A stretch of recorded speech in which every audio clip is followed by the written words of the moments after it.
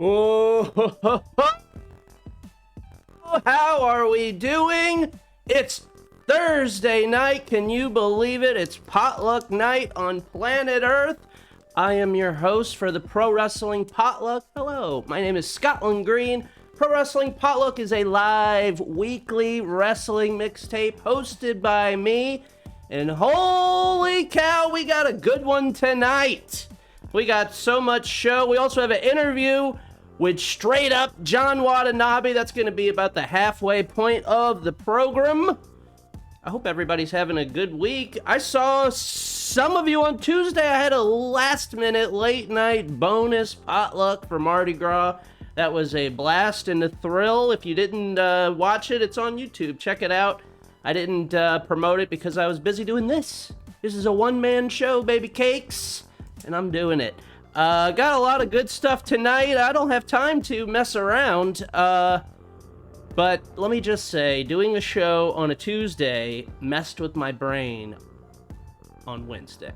I had no idea what day it was. I was like, is it Friday? I feel like not working very hard. But here we are, Thursday. It's potluck time again. The second potluck of the week. Holy cats, man. All right, let's get this started. Let's get this started right, shall we? I hope everybody's having a good week. I hope the chat is feeling it. If you're watching for the first time, get in the chat. The chat is so nice and friendly and welcoming and funny. I learned things. This is edutainment to me. Hopefully it's edutainment to you as well. All right, let's get it started. I take submissions here on the Pro Wrestling Potluck 24/7, 365, and I got submissions from Necro Eric, friend of the show. He sent me 1,490 submissions in one go. We call it the Necro Eric Vault, and we're starting.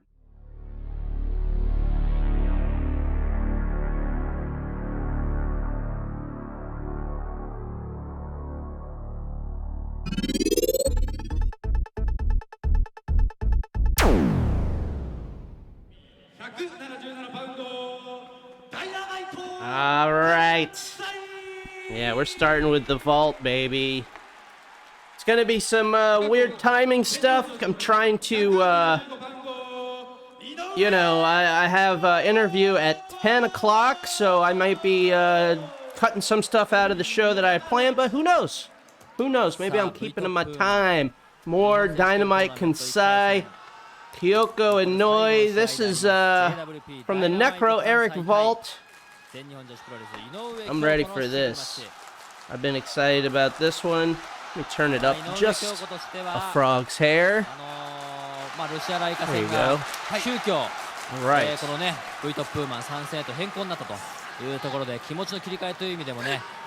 なかなか勝負どころがいろいろと京子の頭の中でもね整理しきれてるかどうかというのが Hey, maybe it made the show. Cool dude food. Maybe it did. I'm pretty sure it did. That promo will definitely be played tonight.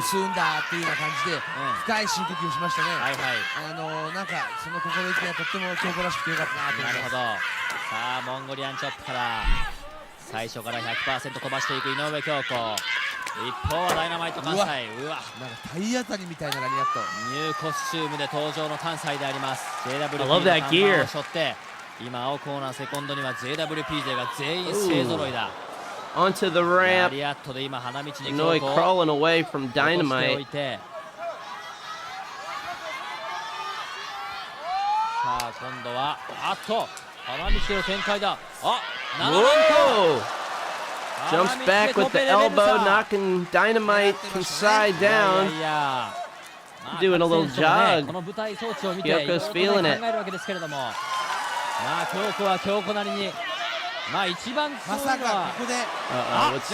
it swing? Is she gonna...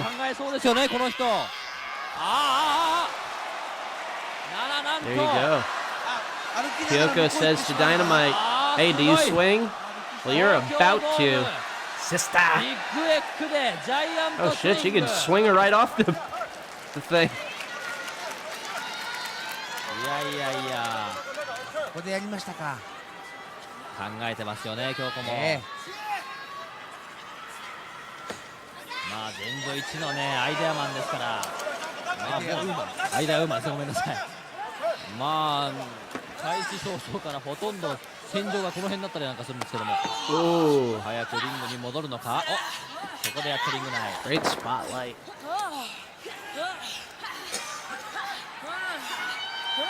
関西選手は Back in the ring now. 表情でリングに入ってきましたよね。ここまでの展開では京子ワールドにやられちゃってるかなっていうのはちょっと知られますね。まあ京子としては逆にこのコロコロとカード変更になってね、開き直りみたいな部分があるんでしょうね。かなりこうリラックスした感じで入場もね正解に入ってきたわけですけれども、まあダイナマイト関西とは対照的と言いましょうか、関西の方は危機迫るようなね形相で入ってきました。そうですね。さあこの V トップ1回戦。The fact that we're watching this match makes me happy because these are two people that I had heard about, and then I was like, oh, well, let's watch some Kyoko Inoue because I don't know much about her, and we did. And then it's like, oh, let's watch some Dynamite Kansai because I don't know enough, and we are. This is what the potluck is about. 強烈胸板への蹴り。さあまあ関西といえばね、この V トップマン用に大ハード関西という新必殺技を関西でね、東京ドーム登場ということであります。いつ飛び出すのかその大ハード関西。一方の井上京子、こちらもまあパワーでは全くこの関西と比較はない。そうですね、京子ですからね、どんなものが飛び出してくるか。関西選手はパワーものですか、パワーサッポーで、そういった技で勝負をかけてくるしかないというね、それだけのことを考えてるんですね。Both of these women rule. というのは隠された味であって、基本的にはまあ基本的には大テクニシャンですね。まあしかし先ほど開始早々は京子ワールドの展開だったんですけれども、どうやらじりじりとこのダイナマイト関西のペースへと持っていこうというところであります。やはりcrawling to the ropes now. 持ち技が京子選手の場合は派手なものが多いですよね。ですからそちらに目を奪われがちなんですけれども、じっくりじっくり攻めるということでは、どうでしょう、関西選手にまあこういったねちっこいね攻めになっていくとやっぱりおっと張り手張り手。Rose up from the stomp with a slap. Knocks down Dynamite.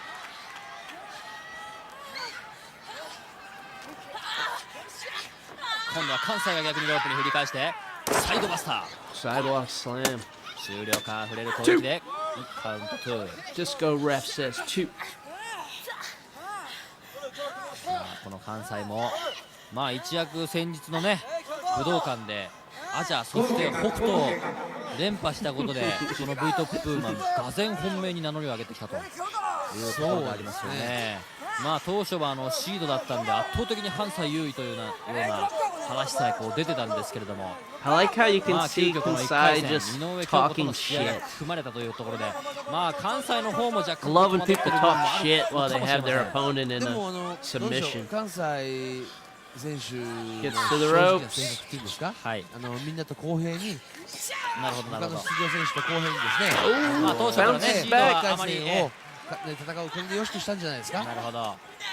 当初からちょっとシードの方はあんまりこの歓迎しないような発言が多かったんですけど、関西そうですね、他の出場選手と同じ条件で戦いたいというね、そういった部分と本当に関西選手らしいというか、まあバカ正直というか。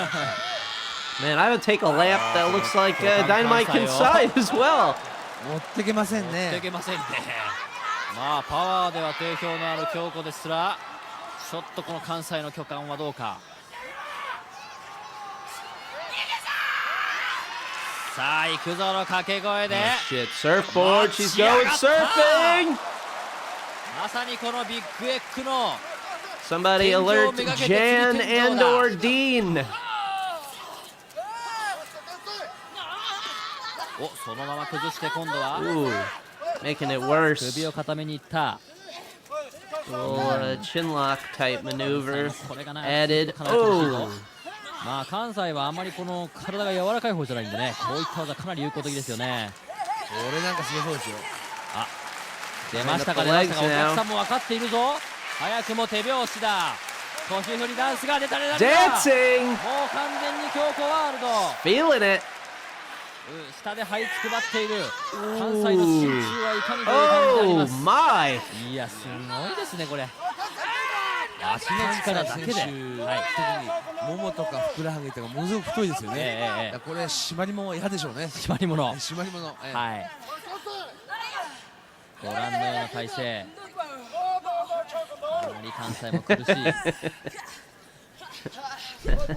まあ過去この関西と京子といえばね、 JWP のリングでシングルマッチを戦っているんですけども、その時はまあ関西がスプラッシュマウンテンで井上京子を葬ったわけですけれども、まあしかしお互いね、ちょうどあれは1年以上前になりますので、どういった形になっているのか、お互いの力量も、はい、それほど技の数多い方ではないんですが、はい、持っている技は本当に磨きかけてるんですよね。そうですね。このセソリ固めの入り方なんかもものすごく正確かつ速かったですよね。はい。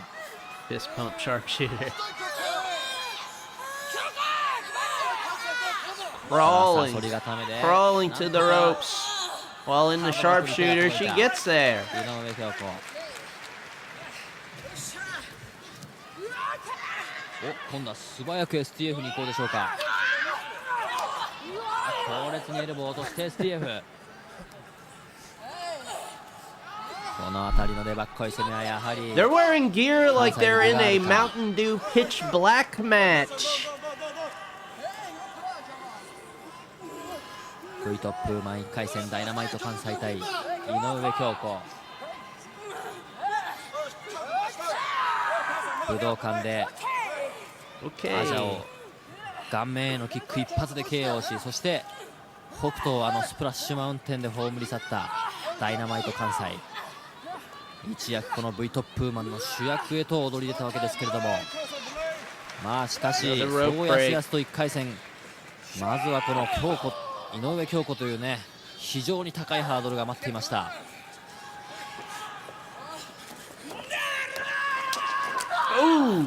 串刺し強烈なリアクト。もう一発、これは京子よく見ていた。しかし体当たり、強引に押し倒していってカウント2。まあ一応クローズラインじゃないですか。はい。もう一度ロープに振ったところ、今度は京子が自らの体を預けるような形で強烈にラリアットを仕掛けていきました。はい。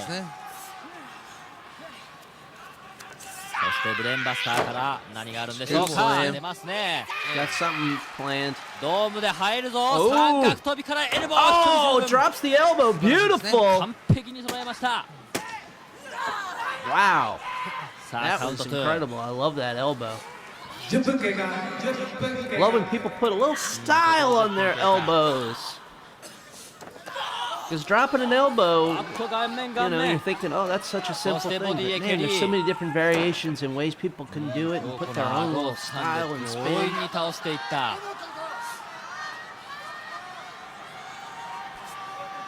あ、関西が今腕組みをして何か虎視眈々と何か狙ってるんでしょうか。ド迫力であります。ロープを挟んでのダブルクローズラインですね。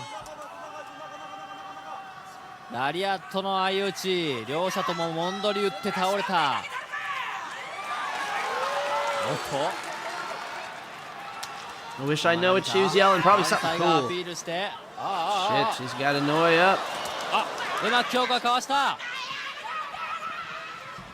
Oh, Kyoko throws Dynamite into the barricade, but she comes back の目の前で激しい with a lariat. 激しい打撃戦が展開されている JWP ダイナマイト関西団体を代表してのこの V トップマン参加であります。Climbing the top rope, waiting for Kansai to get up. どの選手なのか。トップロープからミサイルキック。 Going for a pin now. カウント2。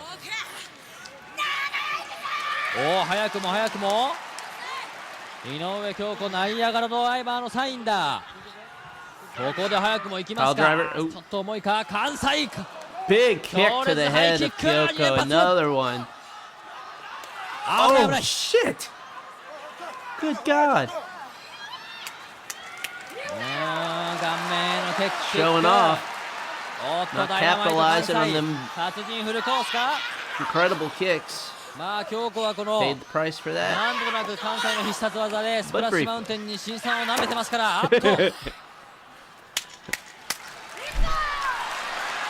さあこのお得意のポーズ、殺人フルコース、スプラッシュマウンテンに移行するのか。 Overeducated feet is beautiful. 完璧に持ち上がってしまった。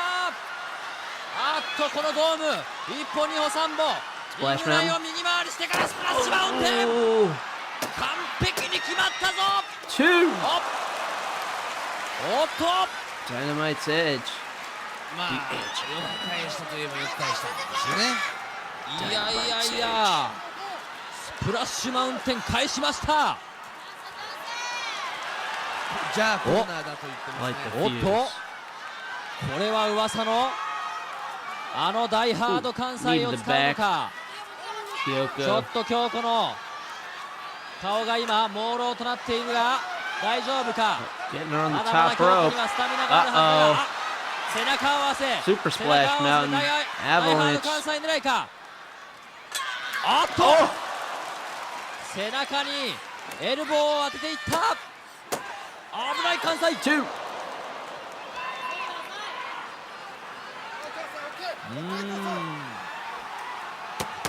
まあ井上京子もね、あの関西のダイハード関西必殺技よく研究しているのか、背中合わせになったところをうまくエルボーで返していきました。お、だるま式ジャーマンを狙うところ、お互いバックの取り合い。この辺りはまさに京都ワールド。カウント2、カウント2。Count of two. お、ノーザンライト2。 Look at that bridge. Northern Lights with a beautiful bridge. Two count only. さあダイナマイト関西が Yeah, I would have been pinned after the first kick. 一歩一歩ニュートラルコーナーに駆け上がった。すごい。 Another step up to the ropes, belly to belly. From the top. From the lights. 素晴らしい平行感覚、バランス感覚になります。 Two, says Disco まさ Red. にプロレスのアスリート申し子、そんな感じがします。井上京子、何をやらしても本 I 当 bet にセンスのあ Dynamite る。 can size very nice. 今度は先ほどの返しか。 life. 今度は京子の必殺技。 Kyoko's got her ナ up. イアガラドライバ Ooh, ー。 but これ they're は both 形が down 崩れて now. しまった。 After all the punishment, she can't もう一回トライする get か。 Kansai up. なんとか関西もね、これはナイアガラドライバー食らってしまっては関西も Oh my God. かなり急角。 Liger bomb. 大丈夫か。 Two.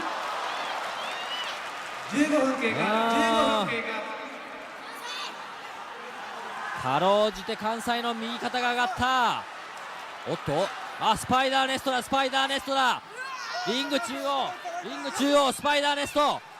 完全に下半身も決まっている。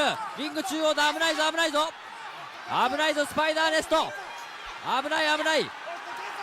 関西ギブアップか、関西ギブアップか。危ない危ない。大丈夫か大丈夫か。今必死に AWP セコンド勢がマットを叩いている。 Now it's なん Dynamite's とかロープに二重リロ turn ー to と crawl いう to 関 the 西であります。 ropes. スパイダーネストどうでしょうか。またフックが甘かったか。どうやらサードロープエスケープ。勝機を逸したか。井上京子、勝負に出た。スパイダーネストは惜しくもロープブレイク。もう一回ナイアガラに行こうというところ。 Kansai gets sweeps the leg. Kyoko's down. Oh my God. うわ、 Kick to the eye. えげつないですよお互い。どうやら消耗戦に突入してきた。ものすごい小艇が今京子の顔面を襲いました。何ですかこれは。もう四つん這いになっての小艇合戦ですよ。何かこの泥臭いような、 Sweep the leg, Joshi. もう意地と意地の張り合い。そんな展開になってきました。基本的には泥臭いですよ。ああ、ラリアット。これだと本当にミネアポリス SAD ですと、強くになんでしょうね。おっと、今度は From the top, battling. ああ、もう顔面 Ooh. ロープ最上段の主導権の取り合いだ。 Oh shit. あ、この体勢 Stops は Kyoko with a 何ですか、何ですか、 blistering 何ですか。 kick. ここから方向を変えると Setting up for the avalanche splash mountain. ああ、朦朧としている。 Oh my god. Ooh, that's gotta be it. これは強烈。 There you go. Wowee. Feature chat is not working right now, but that's okay. ああ、京子思わぬところで後ろを向いてしまったのが敗因か。フィニッシュはダイハード関西。7キロスプラッシュマウンテン。 All right, what's next? If you're like me and serious about your training, then BJ's Gym is the place for you. Whether you're loading your legs on the new Magnum machines, or pumping your pecs on the hammer equipment, or challenging your cardio, or stimulating your stability. Press the wrong button on feature chat and now nothing shows up. Bird dogging the Bulldog. PJ's Gym sucks. BJ's Gym is the place to get it done. For nearly 30 years, Viva BJ has provided Suzanne. the atmosphere for your attitude. It's 1-900-909 for Lou. I'm bringing you the best of wrestling celebrity news. Captain Lou Hotline. 1-900-909 for Lou. I didn't watch this before I put it in. Wrestling Celebrity Hotline, the latest from the world of professional wrestling. Look at all those phones. Now I'm ready. I'm ready with Cindy. I'm ready with Cindy. I'm ready with Cindy. Call Davey up. 1-900-909 for Lou. But find us a message. Let me know. You'll never know who'll be on the line. $2 the first minute, 35 cents each additional minute. Now this was sent to me by a couple people. Andrew Heelan sent this to me. Suzanimal sent this to me. I guess I should Frito this. But it actually didn't show up in the YouTube video, so I think I'll be fine.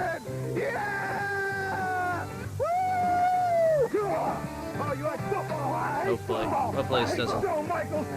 Texas, I ain't ever think about man, place sucks. Oh, where the South is everything. Look, beat all you brains out. Where's Lance K? Oh, where's Shooter? Oh, where they at? Where they at, boy? Yeah, I probably should have Frito'd this. Bad now, are you, boy? Come on out here.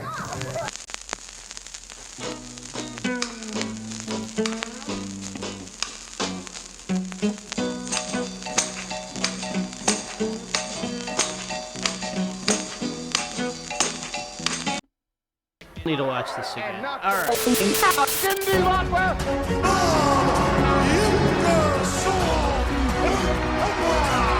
Pee Wee Herman.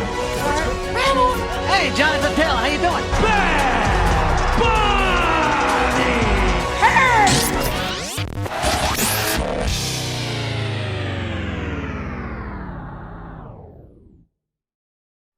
All right, we'll be doing that starting next week. We'll be taking calls on SAD Wrestlemania Celebrities. So get ready for that.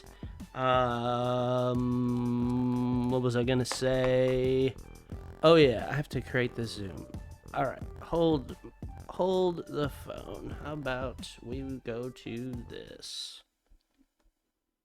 Southwest Championship Wrestling T-shirts with pictures of your favorite stars on the front, such as the Cowboy, Scott Casey, Polish Power, Ivan Putski, Mr. Piledriver, Bob Sweetan, Steve Riggle, Tully Blanchard, Adrian Adonis, Rick Morton, Ken Lucas, and other stars shown on our program. Available in sizes medium, small, large, extra large, $10 each. Hooded and unhooded sweatshirts are available with the Little Wrestling Babies, our official seal on the You front. get over Sizes here. small, medium, large, or extra large, $17 hooded, $12 unhooded. Beautiful pictures are available of all our stars also. Black and white, 8x10, ready for framing, $2 $2 each. Be sure and state the name of the wrestler you wish. Official Southwest Championship Wrestling programs are available for $2 each. Read about all the stars you see every week here on our TV program. Send a certified check or money order to Southwest Championship Wrestling, Post Office Box 12884, San Antonio, Texas, zip code 782120884. All prices include tax, postage, and handling. Please allow 4 to 6 weeks for delivery. Welcome to LPWA Hold of the Week. This week we'll be looking at the double wrist lock takedown.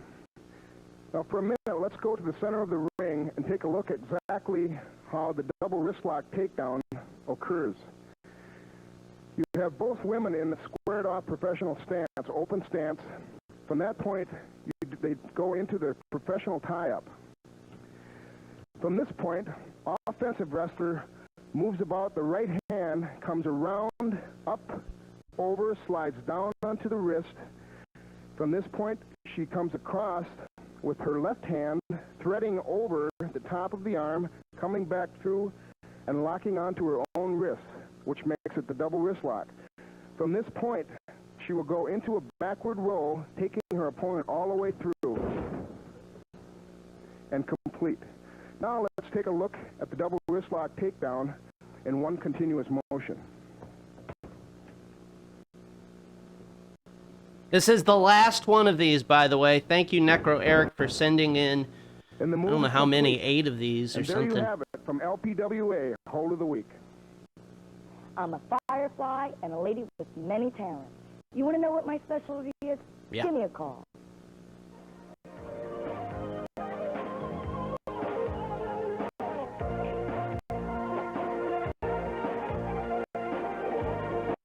The best bet in wrestling will return in just I love a this moment. slow close-up to this motel. Fast as Bruce Lee. I could kill a man, eventually. Worldwide Wrestling was brought to you in part by Western Union, the fastest way to send money. For wrestling fans, the following contest on Worldwide Wrestling, it is set for one fall. In the ring to my left, hailing from Orlando, Florida, Scott Hall. And ladies and gentlemen, his opponent. All right, this was sent in by Andrew Heelan. We saw Keiji Muto retire.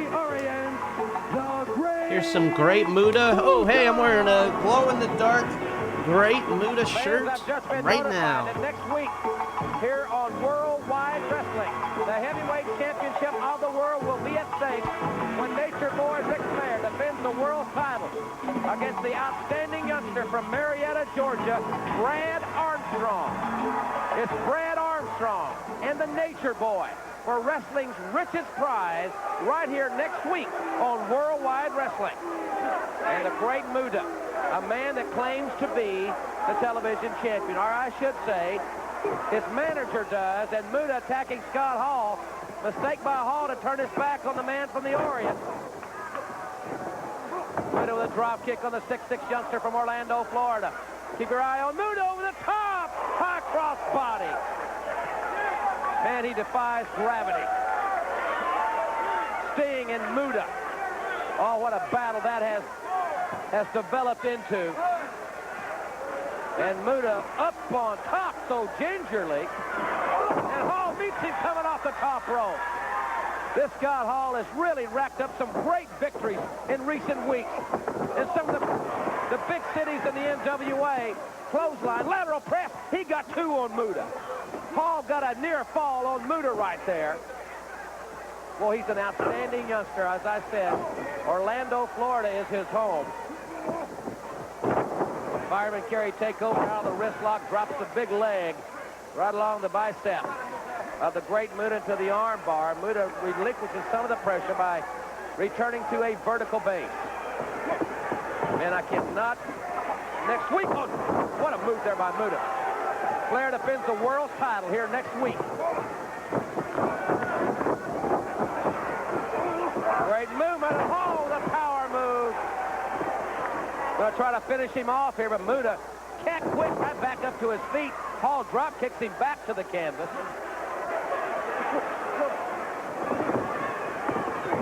Great contest here. Big football tackle by Hall. Ball leapfrogs over. And,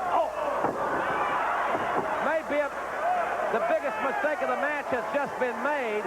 And now will Muta be able to capitalize? Muta belly to back suplex with a bridge. 1, 2, and 3. This one is in the book. Ladies and gentlemen, the winner of the match, the Great Muta!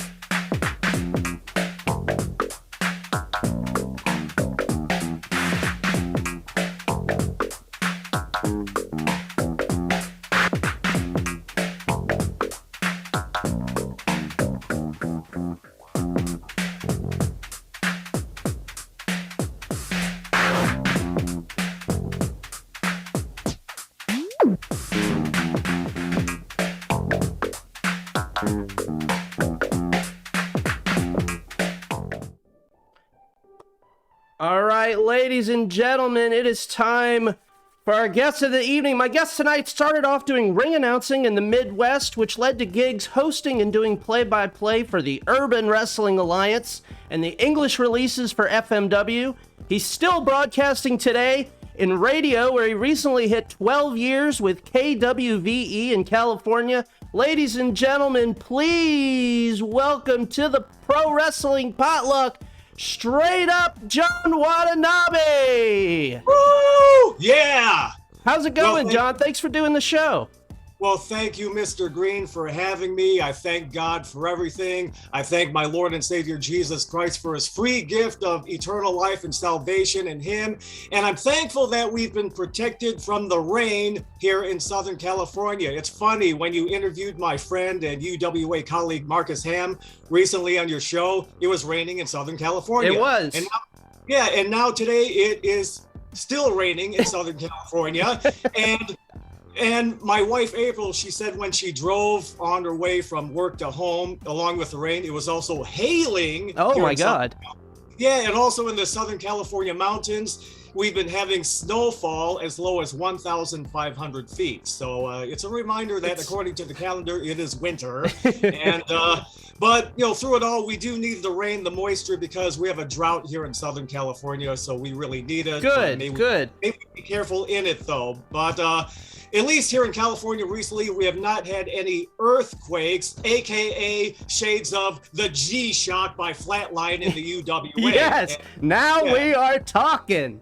Flatline is one of the favorites of my audience. So you saw this in the Marcus Ham interview, but we watched a ton of Urban Wrestling Alliance on this show. We watched everything that was available on YouTube, and Flatline is a favorite of the show. So let's just get right into it. Who were your favorites when you were growing up? Because you grew up a wrestling fan. Yes, I did, and I think that makes a difference if you want to become a pro wrestling announcer. Because Absolutely. over the years, I've seen, without naming names, I've seen a few wrestling announcers who may be broadcasters with broadcasting experience, which thank God I have too. But you could just tell they're not wrestling fans, and I think a lot of the diehard wrestling fans can see right through that. So Absolutely. I'm thankful that I grew up as a wrestling fan, just as you have. And by the way, you said you watched the UWA on the UPN TV network in New Orleans, Louisiana. Yes. Is that correct? Yeah, well, I thank God that we had fans there in the Junkyard Dog's old yard in New Orleans. Yes. So praise God for that. And I got to tell you, one of my favorite things on these Urban Wrestling Alliance matches is when you bring out the knowledge of the past while, you know, we're watching Flatline or the Black Legion or whatever, and I love that. Well, yeah, I remember when I announced for Flatline's matches, I said Shades of Bobo Brazil, and you know that's kind of what he looked like, this big, intimidating-looking guy who really finished people off effectively with his G-Shock. With Bobo, it was the headbutt, the Coco butt. With the Flatline, it was the G-Shock clothesline. But anyway, I grew up watching two regional promotions in the Midwest, Vern Gagne's American Wrestling Association and Dick the Bruiser's World Wrestling Association, based out of Indiana. And Gagne was based out of Minnesota. And I grew up in Illinois. So when I grew up, we had the best of both worlds. Yeah, good spot. Yeah, and Gagne and Bruiser together promoted cards together at the famous International Amphitheater in Chicago, and I saw many matches there. The amphitheater is a famous venue where they've had political conventions, major concerts, and other events. And at one time, wrestling held the attendance record at the International Amphitheater for a match pitting AWA World Champion Vern Gagne versus the Master of the Heart Punch, Ox Baker. Oh yeah, love Ox. Yeah, and at the time, Ox Baker was managed by my good friend, Handsome Johnny Starr. Most recently, he's been known as Pastor John Davis in Noblesville, Indiana. So I grew up watching the AWA and WWA in Chicago. And I also, while working in broadcasting at different radio stations, I interviewed different wrestlers on the air. So I got to know the wrestlers in that way. And off the top, when I interviewed wrestlers early in my radio career, my favorite interviews were Ox Baker. I had him live in the studio. Awesome. And also Kurt Hennig, back when he was the AWA World Champion, and a guy known then as Paul E. Dangerously. Oh, wow. Who we now know as Paul Heyman. Yeah. He's probably a great guest. Yeah, and when you mention my name to him nowadays, he'll say all sorts of good things about me, even though he always maintained kayfabe and treated me like when he was on the air, but really super guy behind the scenes. And also, early in my broadcasting career, I did ring announcing at local house shows. In fact, whenever the National Wrestling Alliance put on cards at the Hammond Civic Center in Hammond, Indiana, which was really a part of the Chicago metro area, National Wrestling Alliance promoter Gary Juster would call me up and ask me, do you want to do ring announcing here? And I would say yes. So, and the funny thing is, I would interview some of his wrestlers whenever the NWA came to the area. And then one day, Gary Juster out of the blue asked me, have you ever done ring announcing? And I go, no. And he said, but you've seen it thousands of times. I go, oh yeah. And he knew I would be a good choice because sadly, some of the ring announcers who did local house show ring announcing knew nothing about wrestling at all, where they would mispronounce the wrestlers' names, where they would introduce a guy and point at the wrong wrestler. So they're just doing a job. They don't even care.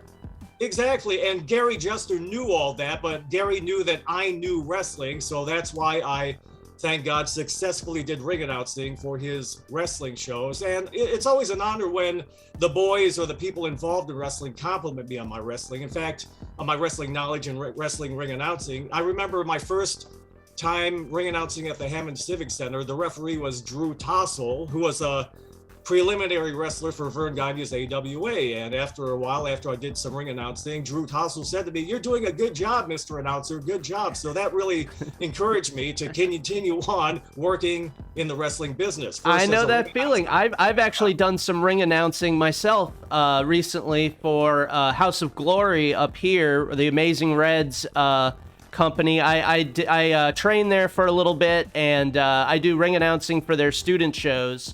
And yeah, I love it. I love it because I did stand up for 10 years, so I'm used to yelling at audiences. That's a good way of handling hecklers and audiences, stand-up comedy training. And by the way, related to that, I have training in improvisation, doing improv on stage, which really helps you to think on your feet, including in audition situations. I was trained in improv by the late, great Avery Schreiber, a great comedian. Oh, yeah. He was famous he was a part of a comedy team, Burns and Schreiber. Their catchphrase going back and forth was, yeah, huh, yeah, huh, yeah, huh, yeah, huh.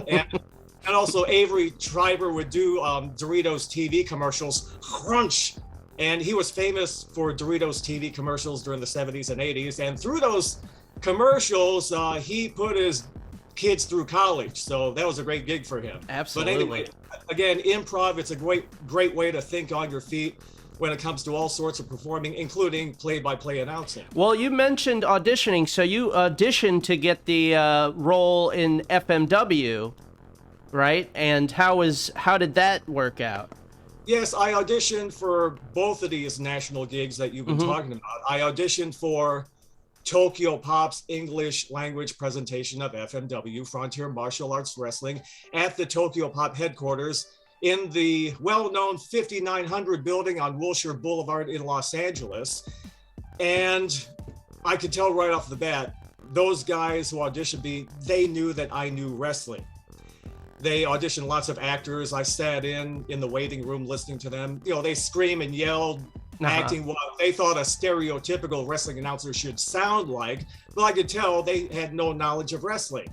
And when it came to the FMW wrestling announcing gig, play-by-play and on-camera hosting, which I eventually got, you asked Marcus Ham in your interview with him, were there any well-known names to audition when he first got into the UWA? Yes. Well, I could tell you this when it came to FMW. I didn't see everybody who auditioned, okay, maybe there were more, but there were at least two names well-known within the wrestling business who auditioned for the announcing gig that I got. One of them I will not name because he's a guy who had tremendous wrestling knowledge, who I have the greatest respect for, so I won't mention who he is. But the other guy, when he auditioned, it was made public. So I might as well mention who that is. Yeah, please. Another guy who auditioned for my FMW wrestling announcing gig was the Hollywood actor known as Tiny Lister, who became Debo from Friday. Yeah, and who became known in a short time in wrestling as Zeus. Yeah. In the WWF, he went against Hulk Hogan in Yeah. the movie No Holds Barred. Wow. And he wrestled one or two pay-per-view events for the WWF. And it's so funny, I know this because when I auditioned in the audition room for FMW at the Tokyo Pop headquarters, I saw Tiny Lister's 8x10 headshot on the floor. So I know he was there. And then later on, when Dan the Mouth Lavansky and I did commentating, Daisuke Kanochi, one of our production assistants from Tokyo Pop, confirmed me that yes, Tiny Lister, aka Zeus, did audition for the gig. And Dan Lavansky laughed and laughed. He said, "Do you have footage of his audition? I'd like to see it." That would make me laugh. And I always tell people, when it comes to me getting the FMW announcing gig, I joke to people, Hulk Hogan and I have something in common. We both scored victories over Zeus. Oh, I love that. So how familiar with you, or how familiar with FMW were you when going into the audition? Did you watch any of that stuff? Not as much as other types of wrestling, but at least I had a handle of what wrestling was all about. Yeah. It came to wrestling moves and wrestling psychology, which really never changed, no matter what league you call action for. But when it came to FMW wrestling, I followed some of the Japanese promotions to an extent, but not as much as some others. But just like with any gig, you do your homework as you go along. And yeah, Dan Lavansky and I, we did our research. And also I got plenty of insights from some of the FMW wrestlers, including none other than Hayabusa. The great R.I.P. The great AJ Izake, aka Hayabusa. In fact, my best memory of him was when I did ring announcing for Tokyo Pop at the Los Angeles Convention Center in downtown Los Angeles, where the E3 convention took place one year. I was going to ask you about that. Now, what was that experience like? What an experience. Yeah, they had, all these different booths going on, and also the ECW wrestlers were there as well. They had a booth. They were promoting a video game of theirs. Oh, yeah. And I remember Tommy Dreamer asked me, "What, does FMW have a video game too?" I said, "Oh, no. We're promoting our videotapes coming up, presenting the English language version of FMW, which had not come out yet." And that's one thing that I'm so proud of when it comes to FMW presented by Tokyo Pop. Some fans, including some independent wrestlers, have said that I was a part of their first exposure to Japanese pro wrestling in North America. That's and for incredible. That, I'm very proud of that. That's awesome. Yeah.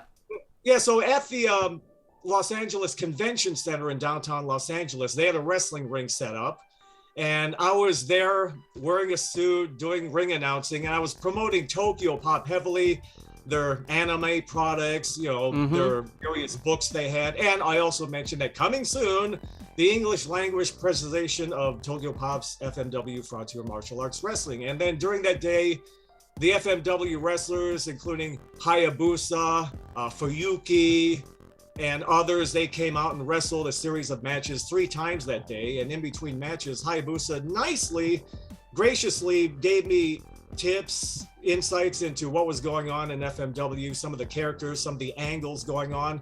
And that really gave me some insights when I eventually called the moves and the storylines for FMW.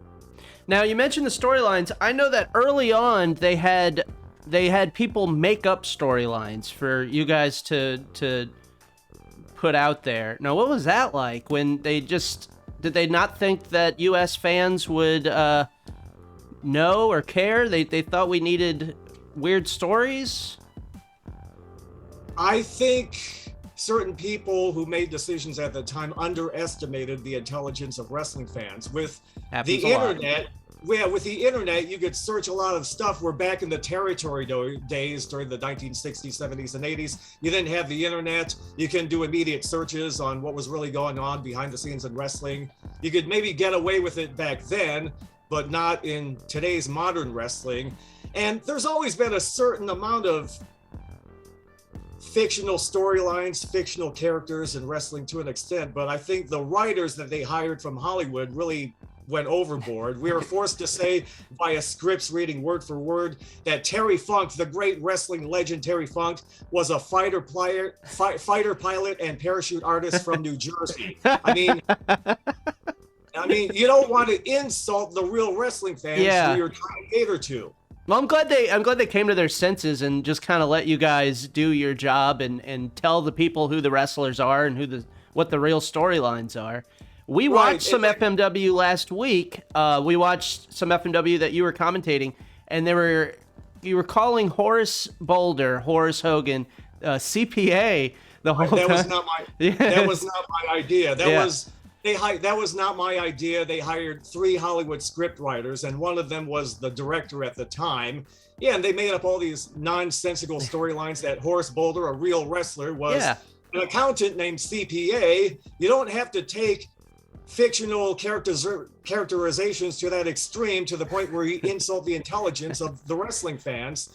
So I respect these Hollywood scriptwriters because they had fine credits when it came to mainstream Hollywood entertainment, doing TV commercials, Hollywood films. But when it came to wrestling or wrestling knowledge or how wrestling fans thought, they really did a lot of underestimating. They really underestimated the things. And as you know, my first color commentator was Eric Geller, who was a nice guy, a nice, funny guy behind the scenes, but his wrestling knowledge was limited. He was primarily a stand-up comic.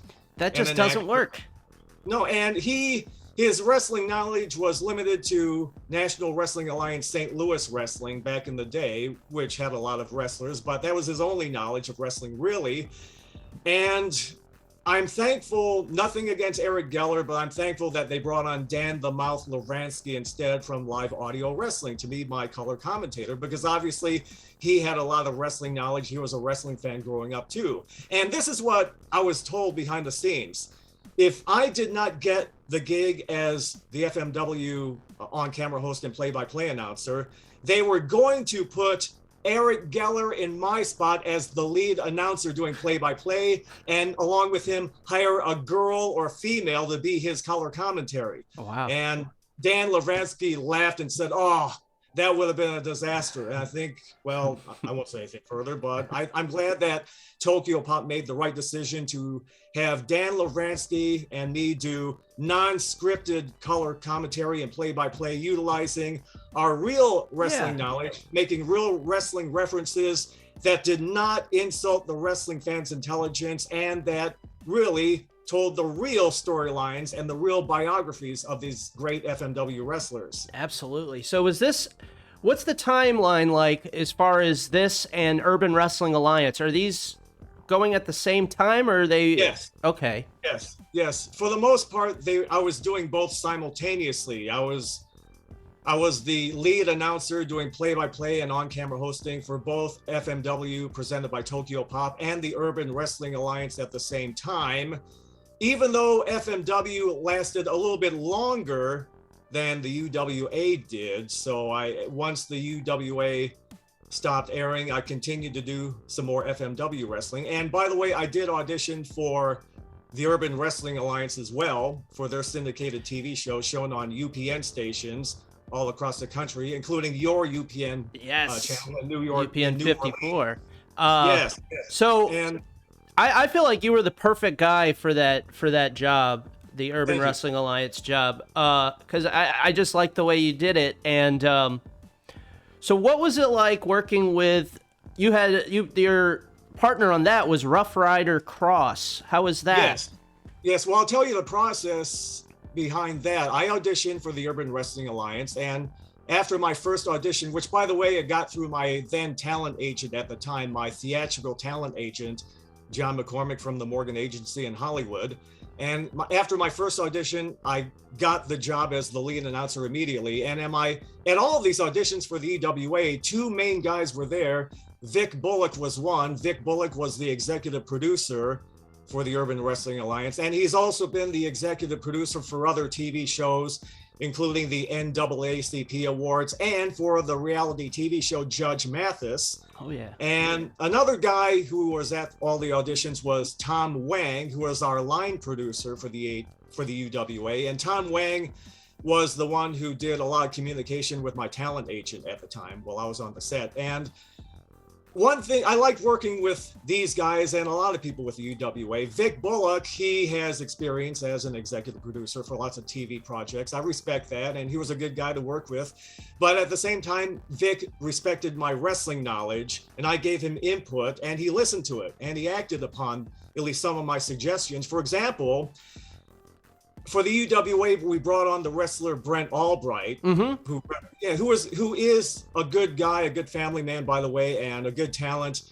And he also wrestled as Gunnar Scott on WWE SmackDown. And when Brent Albright was brought into the UWA, Vic told me he wanted to give him a different name. He wound up with the name Smoke, by the way. Brent Albright wrestled as Smoke in the UWA. But Vic told me, why don't we call Brent Albright Ravenous? I go, no, don't call Brent Albright Ravenous. And I told him why, because there was already an established wrestler named Raven, who at the time was wrestling for ECW, and before that he wrestled for WCW. And Raven was very well established as a wrestler, so you don't want to confuse Raven. Fans would eat him alive. Yeah. Exactly. Yeah, you don't want to confuse Raven, an established wrestler, with a name Ravenous. Wait, you get the two confused, so then they wound up with Smoke. And also at one of our first meetings for the UWA, I brought up a lot of these guys, they may be using established wrestling moves like the Death Valley Driver, the Northern Lights Bomb. Should we give them our own unique names? And Vic said, that is a very good point. So to give you one example of how, me talking about this came into play, as Marcus Ham mentioned, our head trainer was Michael Modest for the UWA. And also Michael Modest, he had some input when when it came to like creative stuff as well. And at the time, for one match, I remember calling with Orlando Jordan in it. Orlando Jordan used a finisher, which was basically the Death Valley Driver. And Michael Modest told me, why don't we call it the Super Guillotine? And I go, okay.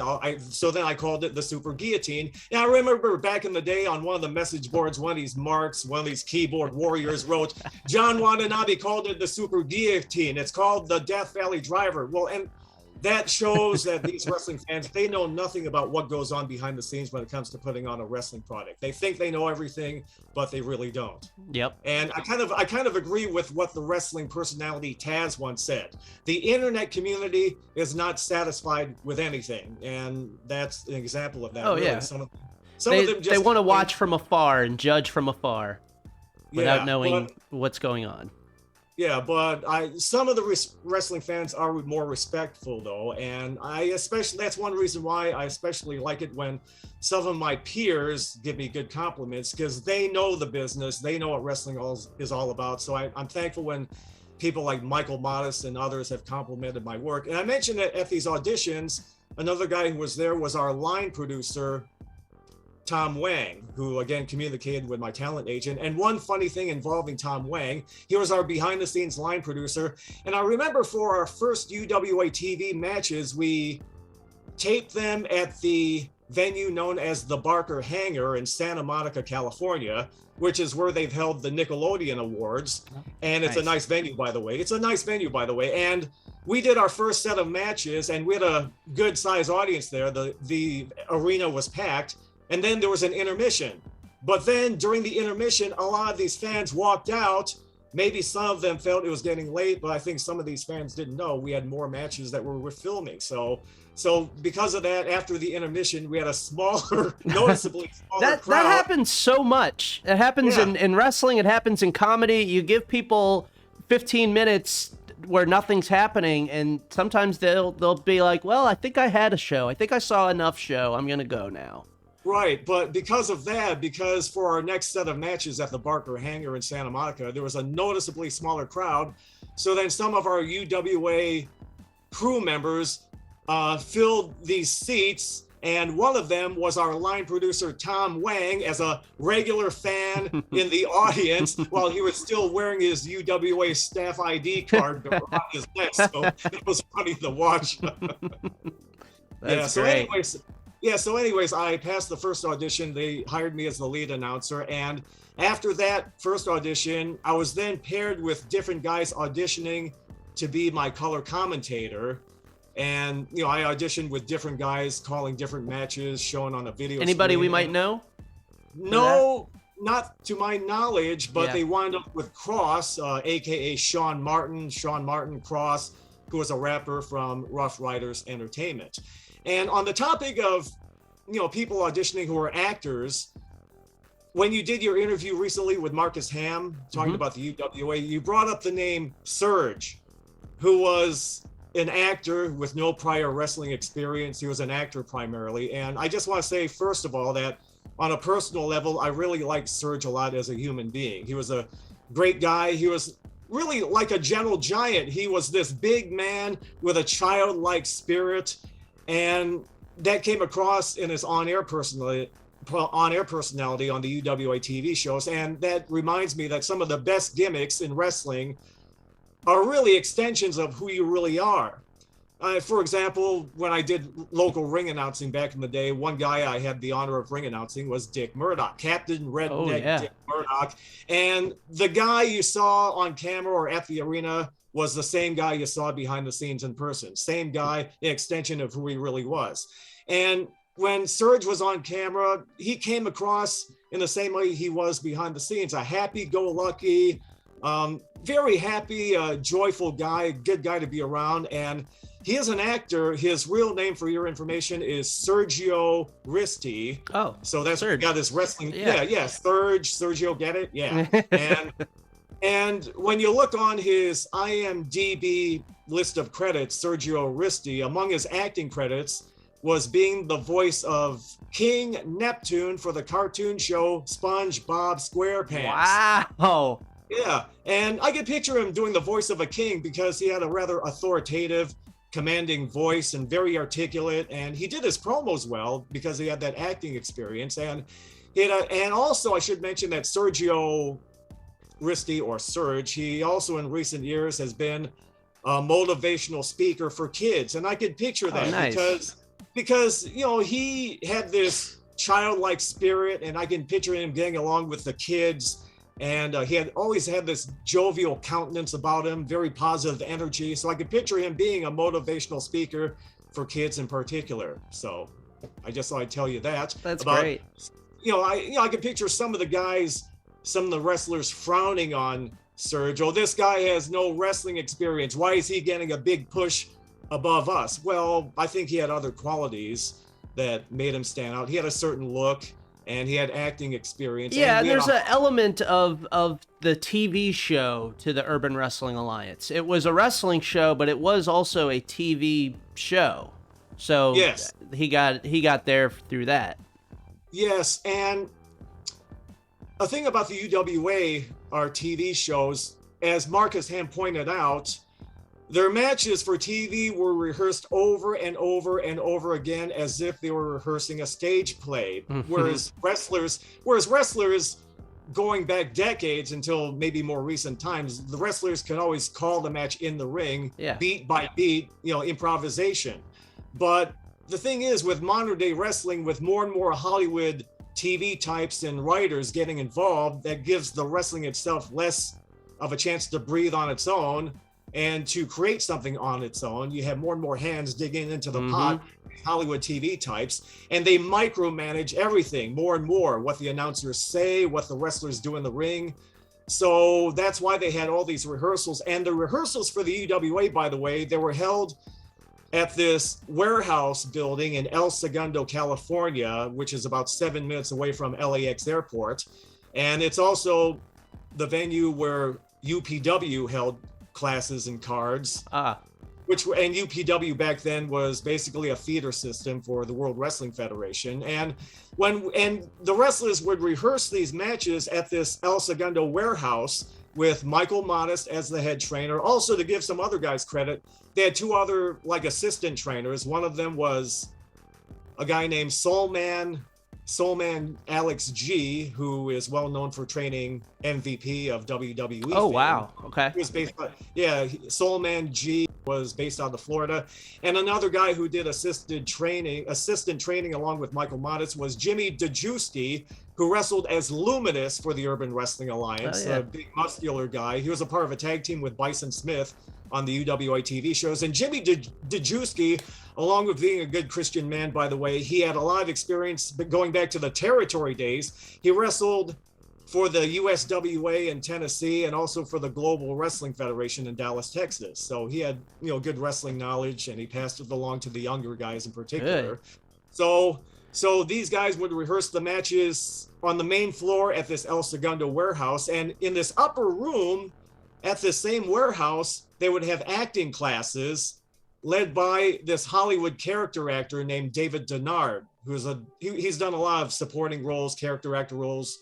I'm sure I would recognize him if I looked him up. Yeah. Exactly. He's one of those character actors where if you saw him, you go, "Oh, that guy." Yeah, that guy was in everything. Yeah. Exactly. Right. So David Denard, he would do acting warm-ups with the wrestlers and do scenes with the wrestlers. I know that one of the wrestlers hated these acting classes because he said he developed his own persona doing all these wrestling independent shows. And then when forced to do these acting classes, he was forced to be something he was not. So some of the boys did not like the acting classes, but I'm sure some of the guys did not mind them. Yeah, some of them probably got something out of it. Yeah, and I'm sure Serge, being an actor, I'm sure he appreciated these acting classes. But also, I sat in on many of these rehearsals for these matches, and the boys really appreciated it. I mean, for one, Jimmy Snuka Jr., who wrestled for the UWA, he said, "Hey, I'm really glad you're here. It's all right." And I said, "Yeah, well, I'm thankful I'm here because I like to know what's going on so I know what to expect when the taping takes place, so I'm not just completely clueless out of the blue." So I appreciated watching these guys, and I learned a lot from watching Michael Modest and the other boys train the wrestlers. And when it came to Serge, he really had to be carried. He really had to be taught the basics when it came to wrestling. In particular, I saw Surge wrestle a practice match over and over again with Mayock, who was an experienced independent wrestler from Northern California, from All Pro Wrestling, where a lot of these UWA guys came from. Mm-hmm. It's the wrestling school that was shown in the movie Beyond the Mat. One of my favorite movies. Yeah, and some of the other UWA guys from the Urban Wrestling Alliance came from that school, like Mayock, Michael Modest, Bison Smith, the Shooter Tony Jones, and others. And when Michael Modest was training Surge with Mayock, Michael Modest kept on pointing at Mayock and told Surge, follow his lead, follow his lead. So Mayock really had to carry Surge and make Surge look good while getting squashed in the process.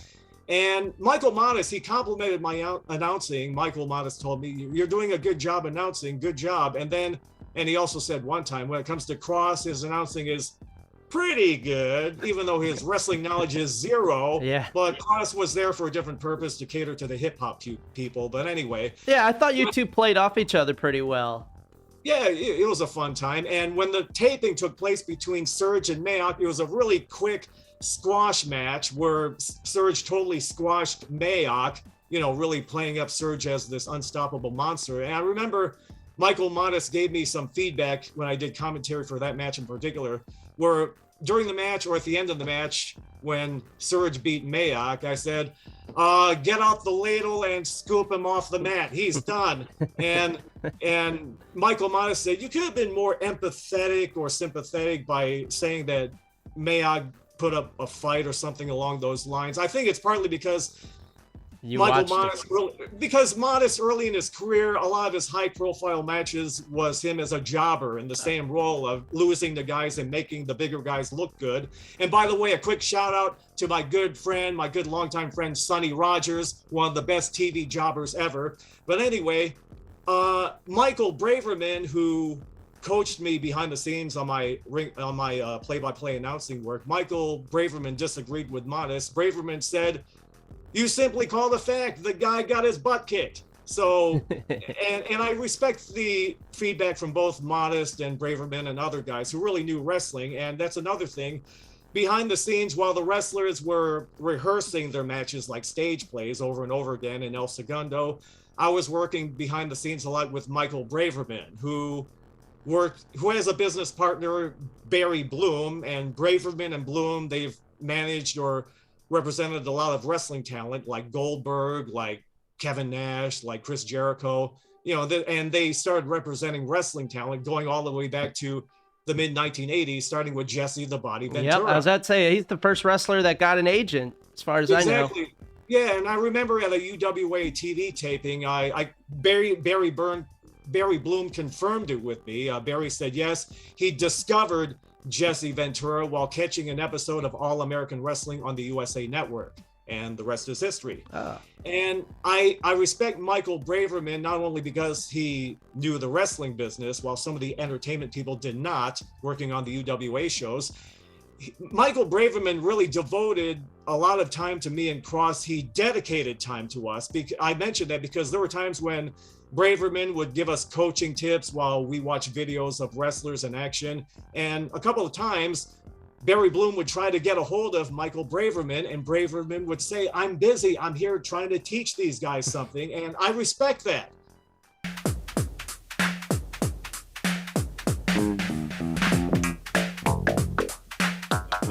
Outside interference. Sorry about that. Truth be told, I'm using the free version of Zoom, so it kicked me off after 40 minutes and I set it up 40 minutes ago, so it did that. So sorry, John. That's okay. So I guess let's carry on with part 2, if you will. Yes, when I put the video up, it's going to be like it didn't even happen. Wow, oops. I better maintain kayfabe and pretend you weren't cut off. Okay, good. So what do you think went wrong with the UWA? Why didn't it stick around? I watched it as a teenager. I loved it. What happened? Well, thanks for watching. I'm thankful that you enjoyed the UWA while it lasted. Well, I don't know all the details, but in a nutshell, when it comes to operation of any wrestling promotion to be seen on TV, you need money. You really need a lot of money, which is why AEW, All Elite Wrestling, is so successful nowadays, because they have billionaires putting money into that operation, and they're doing well as well. So good for them. But you just need a lot of money put into this operation beyond just a backyard promotion in somebody's backyard to be seen on public access. You really need something when it comes to money, and also guys who know the wrestling business. And I think we had something good going because it had a different look, a different feel. And that's another positive thing about Cross, the Rough Rider, the rapper who did color commentary. One person pointed out he sounded different from other commentators you hear on a wrestling show. And that I agree with. So that was a plus. Instead of a ring announcer, you had a DJ who brought people out. It was a whole different scene. I really liked it. Well, I'm thankful that you did. Thank you. So do you still keep up with wrestling? Do you still watch anything these days? I still keep up with the wrestling business in general. I read daily news reports of what's going on behind the scenes in particular, just like, you know, people read trade magazines for different industries. So I follow what's going on with the different organizations, both the major ones and the independents as well. So I keep in touch. I don't watch wrestling as intensely as you do nowadays with all these videos among your smorgasbord or potluck. And everything is out there now. It's so easy. It's the best time to be a wrestling fan. Everything is there. If you want to watch old stuff, you can just watch old stuff. If you want to watch stuff in Japan, it's right there. Lucha Libre, it's a lovely time to be a fan. And you had pointed out that you've seen all the matches that are available on YouTube from the UWA Urban Wrestling Alliance. Yes. But there is one program we did, one episode we did of the UWA that is not on the internet as far as I could tell, and I personally thought it was our best program.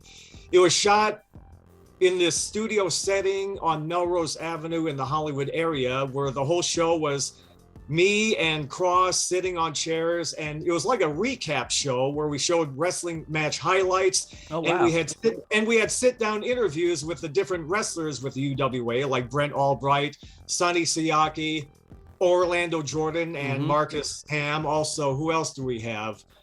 Jimmy Snuka Jr., Jorge Estrada, and some of the actors who played characters on the show as well.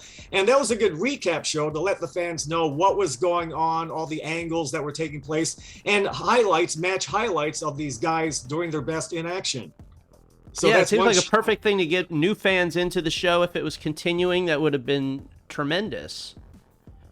My mission, and I said this to Marcus, and I'm saying it to you, I am trying to find every episode of the show, because I can't find any full episodes. All I'm watching are individual matches that are on YouTube.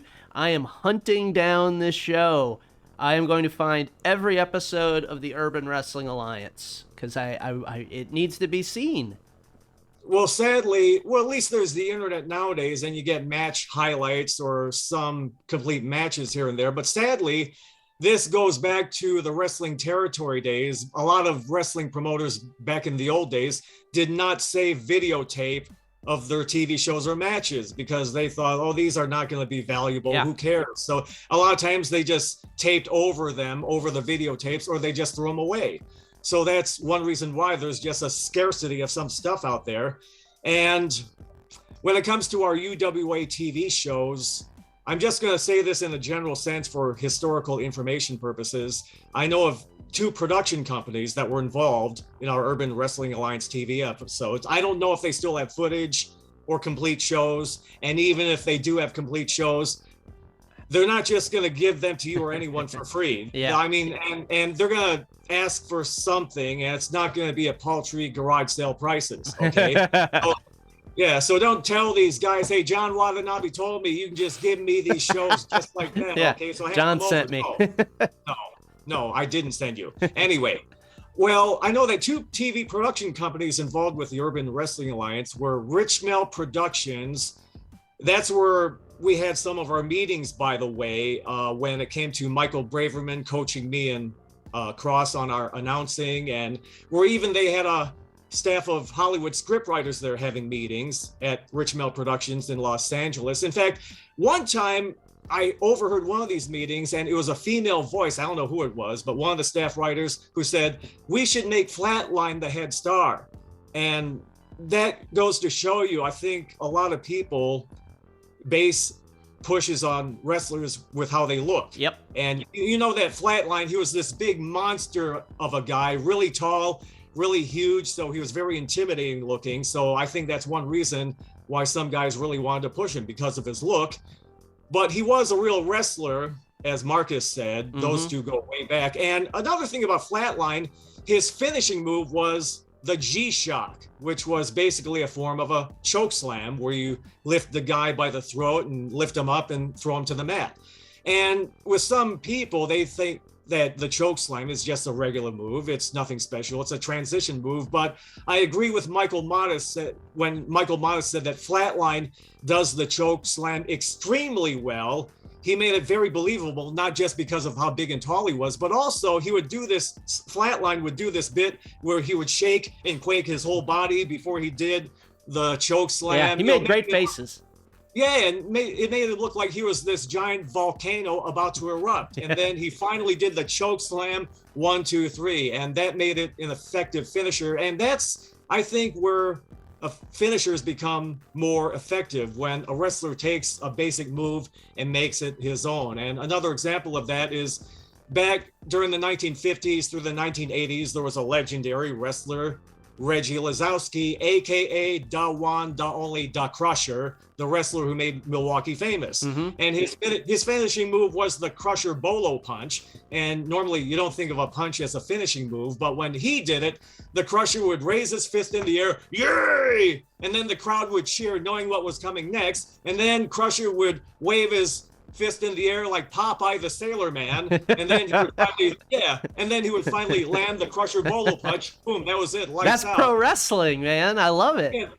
Yeah, and the fans loved it too. So Rich Mel Productions in Los Angeles, it's one of the production companies involved, and it was led by Rich Malcolm, who is a good man who I respect, and he worked with a lot of people over the years on various TV projects. And another production company involved with the UWA was Secret Headquarters, which handled post-production, which I worked a lot with. I did a lot of post-production for these UWA TV shows too, where I would be in a studio at different locations and I would do looping or redoing a voiceover work to go along with the video editing of changes they made after our TV tapings. So I did a lot of post-production work as well for the EWA, and Secret Headquarters handled a lot of that. Last I heard, they were based on the west side of Los Angeles. I'm not so sure right now, but that was led by a man named Greg Hewson, who directed some of our episodes, but he mainly worked in post-production. Another good guy who I enjoyed working with, and I thought, if nothing else, I thought I'd give some of these guys some credit who worked hard behind the scenes, who did a lot of TV production and who I really enjoyed working with. Well, let's start wrapping up. I'm going to ask you this. I did a little bit of announcing with the House of Glory student shows, and let's just say I was not a John Watanabe. I was more of a Cross, and I wasn't very good at I didn't feel like I was good as a play-by-play guy. What advice would you give someone about doing play-by-play? My problem especially is that I didn't have confidence in the move names. You know what I mean? I would just not say anything because I didn't want to say the wrong thing. So what would you do if you don't know the name of a move but you want to put it over? Like what are little tricks and stuff like that? Well, when it comes to the name of a move, well, why not create your own name for the move, a special name for it, especially if it's a finisher, to make it seem extra special, which is some of what we did with the UWA shows. And try to describe how it affects the other guy. Boy, he really landed hard on that side of his body, and that could really injure the guy. So how does it affect his opponent? And is this a way for the guy doing the move to earn his way to a victory? So try to put it over if it's a finishing move in that way, and try to explain how it affects the other guy in the process, and try to describe how the audience is reacting too. Because a lot of improvisation feeds off of audience reactions when you do things beat by beat. And when an audience laughs or screams, you can react to that reaction and feed off of that and say something reacting off of that reaction as well. Great, thank you. Hopefully I get another shot. Because I trained over at House of Glory for about a year. I'm no good in the ring. I'm not athletic, but I wanted to be a manager, so they thankfully found things for me all the time, and now I'm like ring announcing for them. But who knows? Maybe I'll get another shot at play-by-play.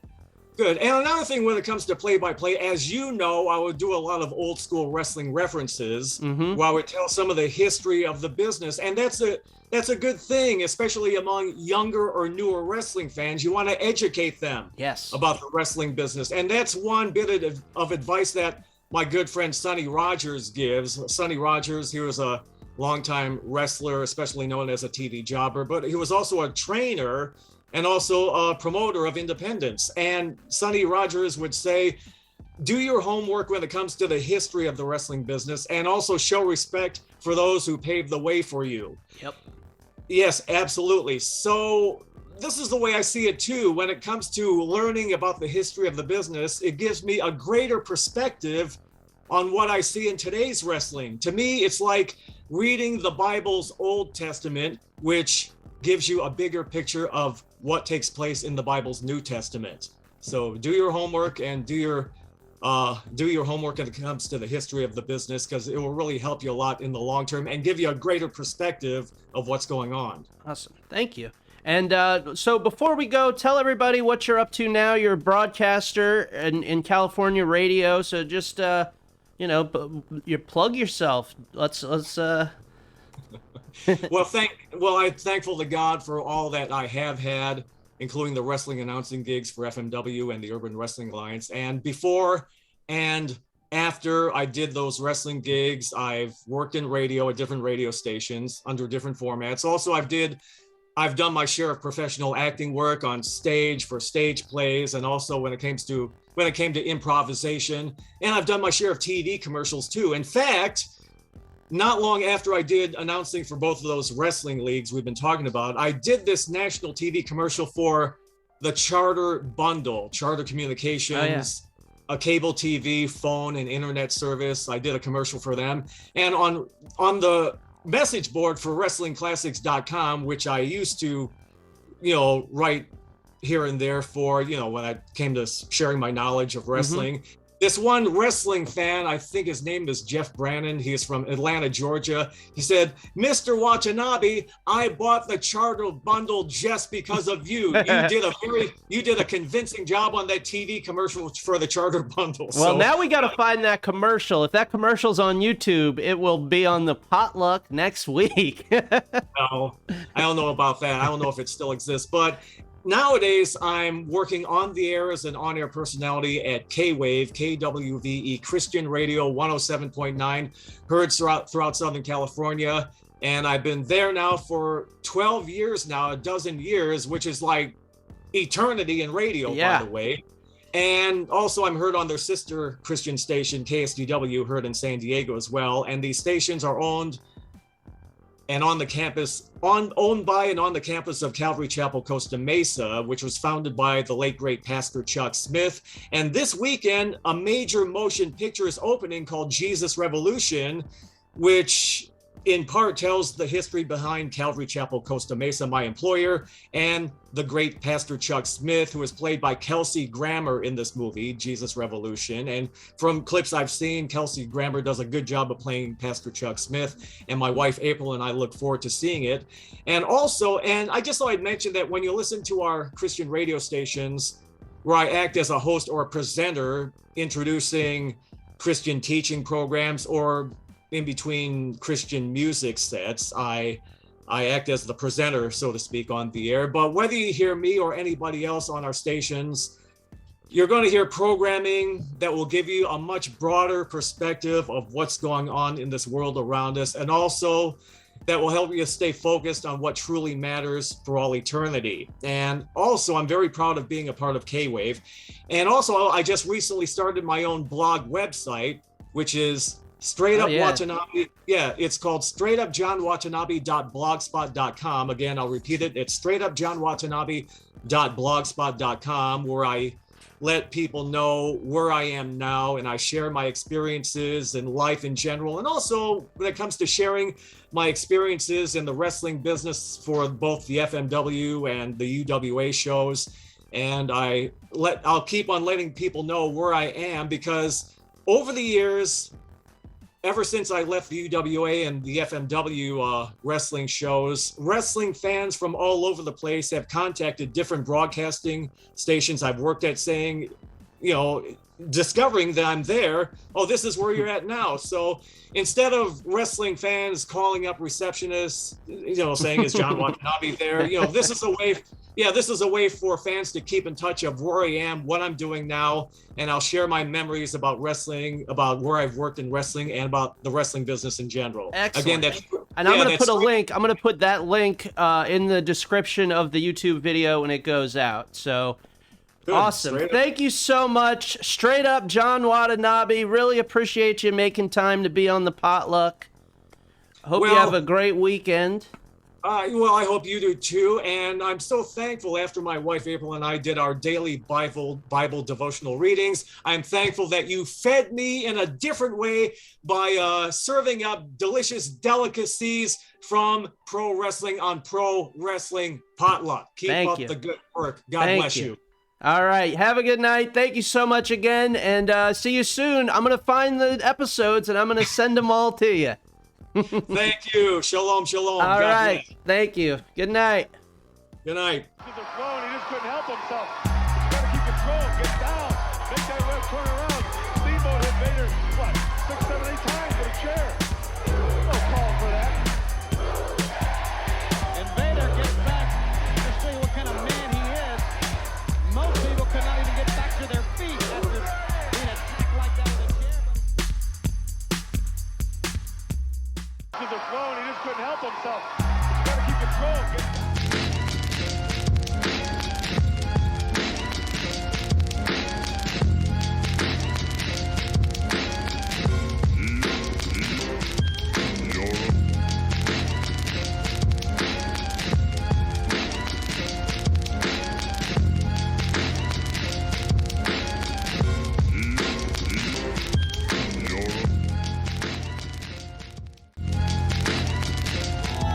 I am not worrying about these other little gorillas.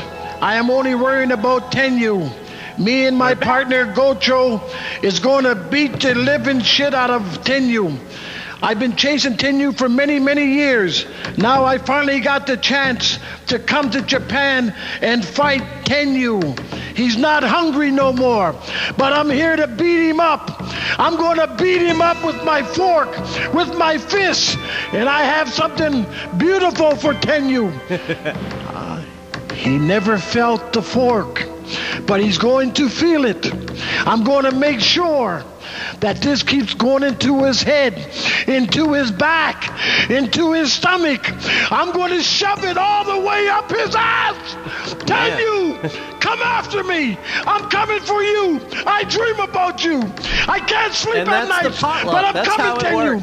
I'm here in Japan now, Tenryu. Tenryu, I'm not worried about these other little people who you got around you. Cut out a bunch of stuff from this episode. We're going to go straight to the main event. 10 years ago, you made a statement. I have never forgot the statement what you made. I remember you in Atlanta, Georgia, when you were hungry. You didn't beat me then, and you're not going to beat me now. Come on, Tenryu. Taste it. Taste the fork. Butcher's eating you now. Come on, Tenryu. Come on. Come on. In the future, everything will be simple. With just a look and a thought, anything can be yours. Looking further, deeper, longer, into the buzz. All right. right, here's our main event. Buzz Bin. This is from a couple weeks ago. All Japan Pro Wrestling. Haven't watched a lot of All Japan from the current time. I know all the old stuff, right? But this is from a few weeks ago. I have it right here. The champion Kento Miyahara versus the challenger Yuma Aoyagi. There's Yuma in the short blue and black tights, and the champion Kento Miyahara in the gold and red.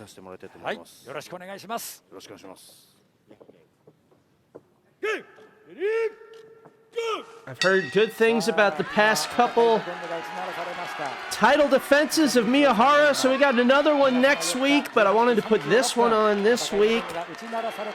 And thank you everybody for watching the interview. I love doing interviews on this show. We're going to do more. やってるんですよ。まだ青柳選手がデビュー間もない頃なんで、まあ勝つことは当然できなかったんですけれども、それ以来。なるほど。はい。そして青柳優馬選手は4回目のその3冠チャレンジ。宮原健人、そして巴戦がありまして、諏訪間戦があって、今回4度目と。4度目なんですね。なかなかの歴史がある2人ですよね。そうなんですよね。まあ両者ともにですね、対戦経験があるその星野選手からまず伺いたいんですけれども。青柳優馬ってのはどういう風な印象があるんですか。そうですね。まあ真面目な選手だと思うんですけど、まあ最近このなんかちょっとね、車に構えてるような。Clean break? はい、なんかインスティギャルを出してるようなね。まあそれがすごくハマってて、There you go. さらにそれがプロレスにも。That's a clean break. Kind of looks like the two cats I have. They're not getting along, but they're not fighting. Pinky just raises one paw to the little one. そうですね。まあ鬱陶しいというねイメージというか、まあ試合してもそうなんですけど、どうしてもねこの宮原健人ワールドみたいなのがあるんで、そこにね引きずり込むのが上手なんで、相手を。ということはこの青柳とするとその宮原ワールドに乗らないことですね。そうですね。お互いになんか世界観なんか普通のレスラーじゃないじゃないですか。なんか俺だったら今相手を倒すってことに一直線になるんですけど、そうじゃない2人なので。はい。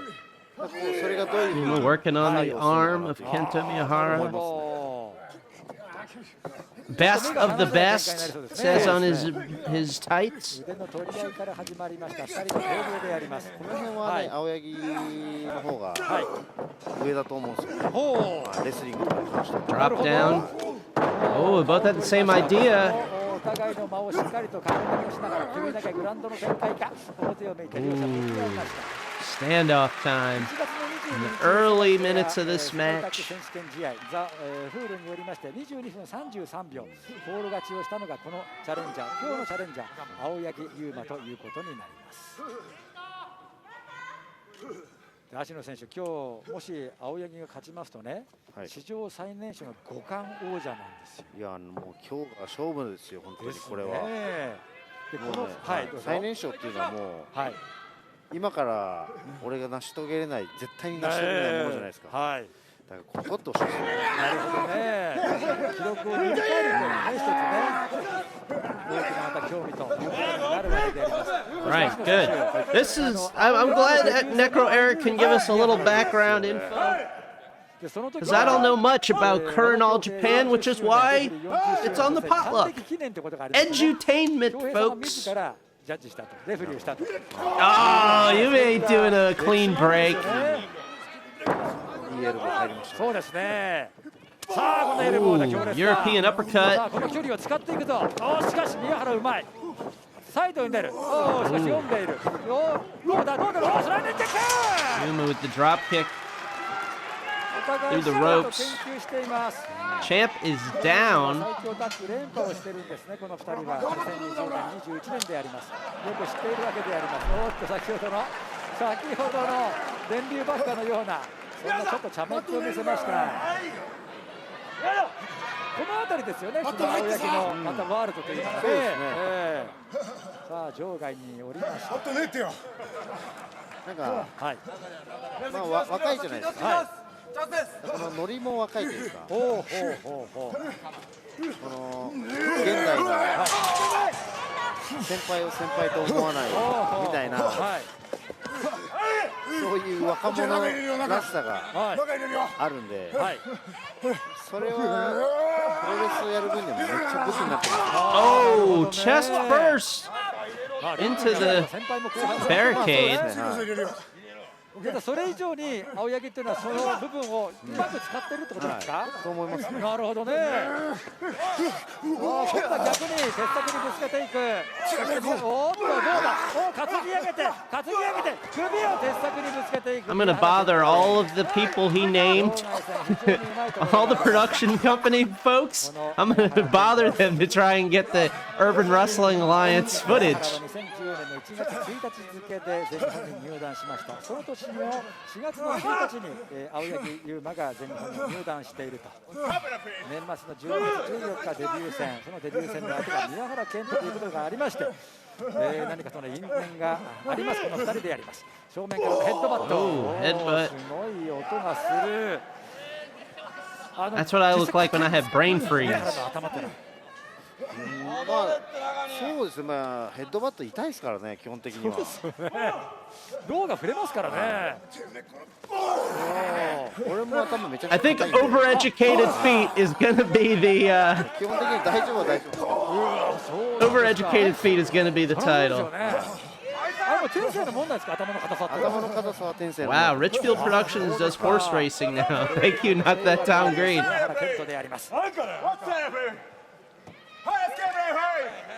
上面戦の有利にやはり展開し始めた。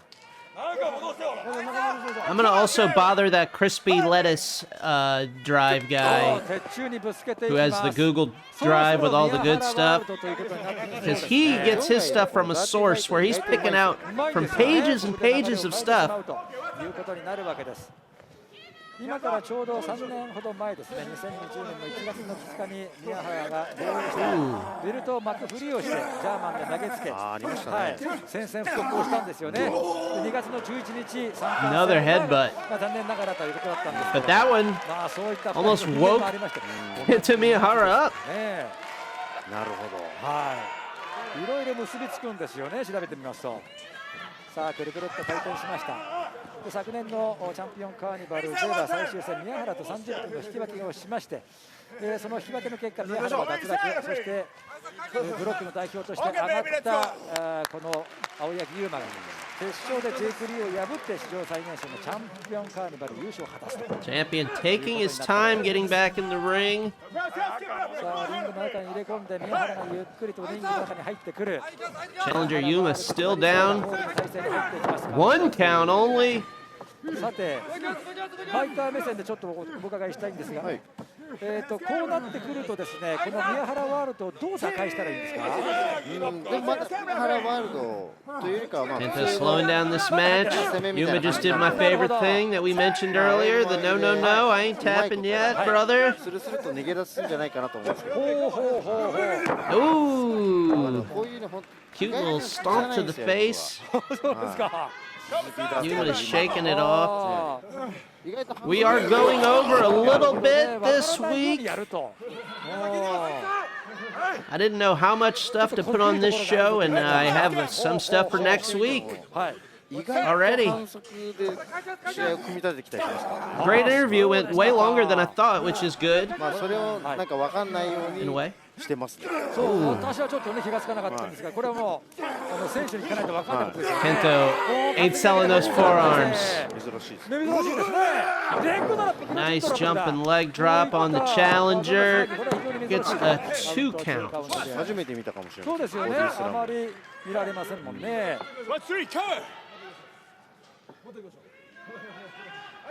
さあ青柳です。ご覧の表情ですが、青柳もスタミナには自信を持っています。この2人はすごいですね。スタミナありますよね。そうなんですよね。お互いにスタミナには自信を持っています。まあ死んだふりもうまいですから。そうですね。Sip of water, shoot water. 強烈、顎のあたりをえぐっていきました。なかなか今のは、いい角度で入った感じが。入りましたよね。これ効いたんじゃないでしょうかね。しかし効いてないとばかりに飛び込んで、Ooh, roll through, drop kick on Yuma, kick to the face, and a flex. You don't want to flex when the challenger is still up and right behind you, Kento.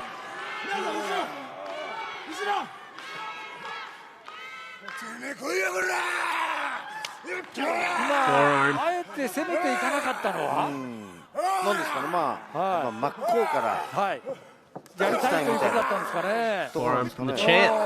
Here we go. Time to trade forearms, お boys. 互いです。赤を基調にしている宮原、そして青を基調にしている青柳。さあこれをかわして、ここもかわしていく。どう出た？エルボーを当てていきます。青柳優馬。さあ安西優馬がセコンドについています。青柳優馬のセコンドについています。撃を飛ばしている。青コーナーサイドに一旦体を預けている青柳優馬。さあなかなかいい当たりを見せる。今度はダッシュを効かせてもう一度対角線をうまく使った。雄たけびを上げながらだ。まるでブルーザーブルービーのようだ。最上段に上がってすくっと上がった。さあここから何を持ってくるんだ。ダイビングボディアタック。これは鮮やか。 Nice diving crossbody. カウント2。さあ Little Sabrina wanted to watch the main event, everybody. 絞り上げていく、絞り上げていく。まだまだバータリーがある。ここからスタッフロールもあるわけでやります。さてどうし、これエンドゲーム、なんか普通に締めてるように見えるじゃないですか。これ結構ね、自分の胸とかに顎がくっつくと、すっごい呼吸が本当にできないんですよ。そうなんですか。なるほど。だから結構理にかなってるんですよ。そうでしたか。プロレスラーこうみんな筋肉が発達してるから、きついんですよ。見た目以上に威力があると。見た目以上にきついんですよね。そうでしたか。しかも動きづらいんで。十分にスタミナは奪ったと思あります。さあ対角線を使っていく。しかしさすがはチャンピオンでこの辺り。 Two boots up, stops the champ. Oh my God! Wow, big kick knocks the challenger Yuma to the outside. 自身も26歳から全日本プロレスの最前線に居座ったわけであります宮原健人。そして青柳優馬現在27歳と3ヶ月。勝てばレディー・ゴディの28歳2ヶ月という史上最年少の冠王となるわけであります。 Down, holding his jaw after that big kick to the face. しかし両者ご覧の表情だ。その近くに対戦相手がいる。中に入れ込んで、ここはエプロン上の攻防。こういった攻防宮原にはあるんです。このエプロンが非常にうまく使える選手。 Dangerous territory, the apron. ここでパイルドライバーきついでしょうね。What's he gonna do? Setting up for a pile driver perhaps? But Yuma dropping to his knee, not letting that happen. エプロンはもう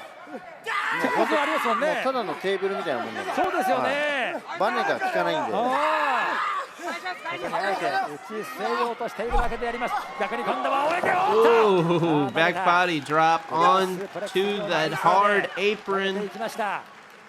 青柳優馬であります。これは何するのかな。さあここから何を持っていくんだ。Oh my God! お牛の夜勤をしてやります。Wow!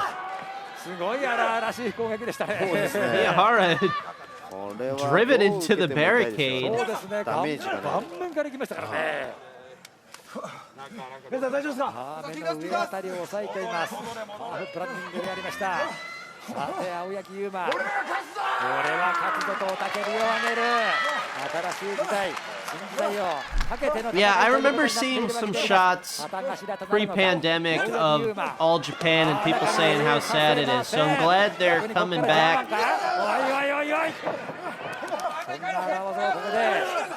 Because this is an extremely large hole in my wrestling knowledge of today, for sure. I think Kento Miyahara might be the only name I know. Oh my God! バックドロップ気味のジャーマンと申し上げていいんでしょうか。 Suplexed him to the outside. これは危ないですよ。危ないですよね。 Good God. かなりの角度であった。青柳優馬大丈夫か。 I got a kitten on my lap. She's wondering why I'm screaming. ダメージを負った宮原健人。そして首にダメージを後頭部か負ってしまった青柳優馬であります。 Yeah, that's what I'm really into right now is learning more about these companies that I just have no knowledge of. Like, I'm learning more and more about Pro Wrestling Noah, and boy, I'm loving it. I'm loving their vibe, their stars. I know very little, you know. I've seen the Buzzbin, I've seen some of the big shows lately. Yeah, I mean, I pay for Wrestle Universe, so we're going to be seeing more of everything from there on the show. Kento Miyahara is feeling it. Oh, Yuma suplex, bridge, nice on the toes. Only gets a 2 count on the champion. さあ今度はどうする。何を持っていくのか。ブレンマスターか。一旦コーナーに預けておいて。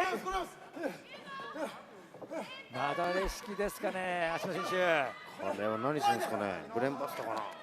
さあまず首を取っておいて、首を取って。ブレンバスターですかね。 Going for a brain buster, perhaps? ちょっとあれなんで、ひねろうとしてるんですかね。ああ、なるほど。 The announcers are saying. 後方目だぞ、宮原が。宮原も後方に。やりかねない、やりかねない。危ない、危ない。さあ、リングの中なのに、ちょっと待ってくれ。ちょっと待ってくれ。あえてこれ投げ捨てようとしてますね、これ。これは。 危ないですね。 Ooh, forearms elevated, forearm trading now. 正面からのヘッドバット。 Headbutt. しかし青柳こらえています。ユーマはこらえている。さあここはボブが体勢を。 Powerbomb perhaps. ここから Kitten's waking up. さあ離してしまった。 Oh, wow. えぐい落とし方ですね、今。 You walked that powerbomb, then just tossed him. Tossed Yuma. なんかこの試合は宮原健人のえぐみが出てますね。出てますよね。なんかひどい感じですね。ひどだなこれ。俺でもあの落とし方しませんよ。 A lot of tongue stuff from Kento. Oh, my word. Yuma comes right back. An attack of his own. Back to the forearms in the center of the ring on the All Japan logo. Ooh, rock bottom, Uranagi.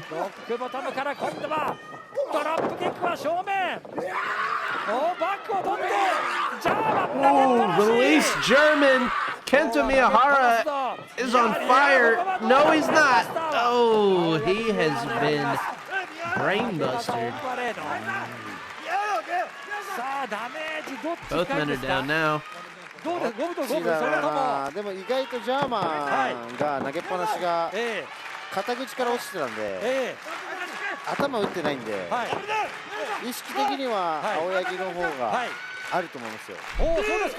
最後垂直落下のブレンバスターやってるんで。Champion and challenger both down, feeling the effects of all the attacks that we've seen so far. And this ain't over, folks. 青柳優馬。戦い勝つの選手権試合では見事フォールした最後技フールでありました。こう投げ技中心にいっといてエンドゲームありますから。ああそうですね。それがいつ出るかっていう。それが一つのターニングポイントになるかもしれませんね。Big forearm on the champ. まず右を払っていった青柳優馬であります。記録を作ってきた日本プロレスを牽引してきた宮原健人。23歳になったわけであります。Oh, good sound on that forearm. Rocking the champ, Kento Miyahara. だから相手のことを信頼してるんで、stumble into the ropes. なるほどね。 But he's got his bearings それはね back. 見えますね。この2人の関係性が。 Delivers a forearm of his own. こいつはこれしても壊れねえだろうという。 Yuma's getting a good sound out of his forearms. 安心して打ち込めるという There's か。 a technique to doing 思い it. っきり投げれるしっていうのうがわ、そうなんですか。出てる試合だと思います。うわ、激しい激戦となってきました。うわ、いつ右だ。もより強くないですか？なんか強いような気がしますよね。打撃が。 We are going way over tonight. Sorry if you wanted to watch Babylon 5 or whatever, but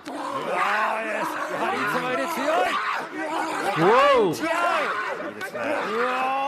Jeez! After everything, they're coming hard now, hard and fast. Ooh, uppercut. Gigantic boot. Yuma is down. Miyahara is still up, but just dropped to a knee. その中から拍手をいただけるというのはやはりお互いプロフェッショナルだ。20分経過。お互いに対する声援、ケントに対する声援、そしてユーマに対する敬遠、どちらが多いんでしょうか。エスポルタアリーナ八王子、万人のお客様で膨れ上がりましたメインイベント三冠ヘビー級選手権試合を皆さんが見つめています。 You gotta make a wrestle map. やっぱこの、今日の2人のテーマは真っ向勝負なんですかね。いかないですもんね、ここも。そうですね。あえて真っ向勝負ということなのか。お互いに持ってるテーマがちょうどぶつかってる感じですね。おお、なるほどね。まあ、お互いに知り尽くしているがゆえにね。ただこれまた三味線かもしれない。やってる可能性ありますからね、青柳も。なるほど、たまに見せますからね。宮原は仁王立ちだ。これ今年のチャンピオンだと。Green Street is another entry on the wrestling map.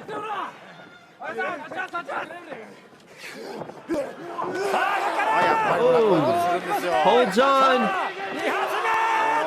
Second German by Yuma. Bridge. Two. Champion kicks out, but Challenger looking real good deep into this match. やってやがりましたね。さあここからだ。どうする？どうする？トラックスターバスター。ここは4正面からブラックアウト。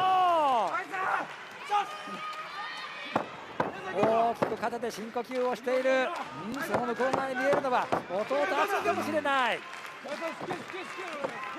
It's for the All Japan Triple Crown. 自分も相当疲れますからね。ああ、そういうことですか。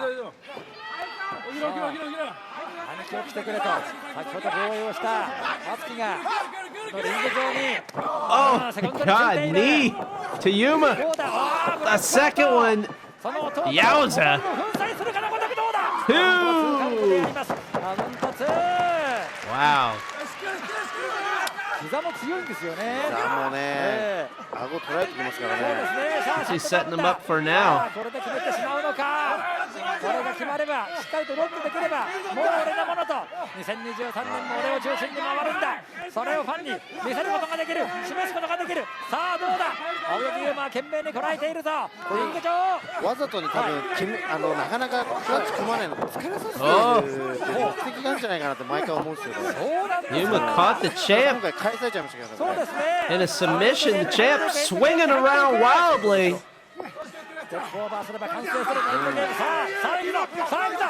Got one hand behind his back now. なかなか呼吸がきついと言われています。先ほど足の選手の This kid really likes chewing on wires. この体勢はね、きついです。入った。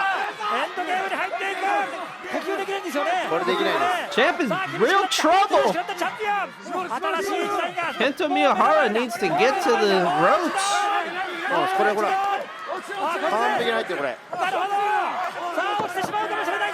ギブアップの声を聞くか。その前に落ちてしまうのか。どうだもう一度。どうだ。新しい時代が来る。こらえているか。さあそのままか。もう一度絞り上げる。さあこのステップはちょっと崩れてますよね、体勢がね。ちょっと崩れてます。このね、宮原健人右手がね、支えてるでしょ。これまだね、ギリギリいけるんですよ。まだ大丈夫。Champ's going to sleep. なくなったらやばいです。なるほど。ただこれは危ないですね。おっと。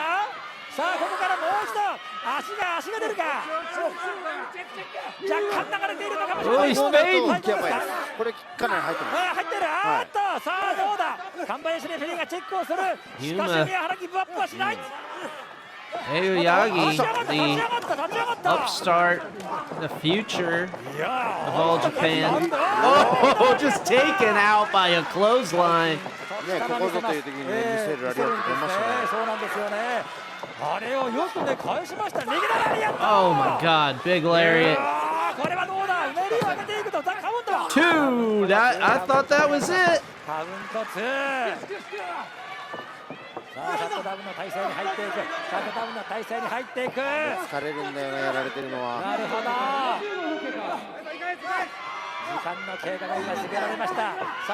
I wish I knew like more about these guys so I knew like what moves they were currently trying to set up for, but either way, this is awesome.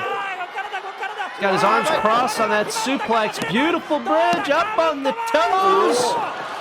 Little hesitation from the ref. 2 count hold. If I was the champ, I'd be upset when that one. 私も放送席からこれを返した選手見たことがないんじゃないかな。終わったと思いましたね今。しかし返してみせました。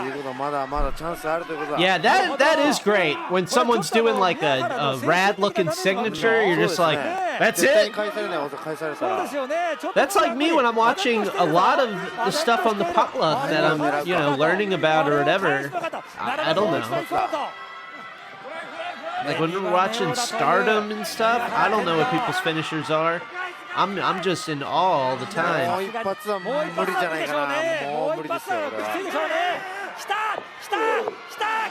Oh, tried again. Caught the knee. Oh my God.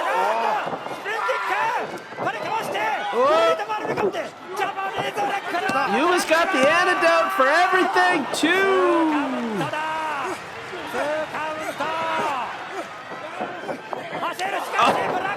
Huge jumping knee. He's on Dream Street. Oh, but he found his way out to do 1 kick, 2 kicks. Ooh.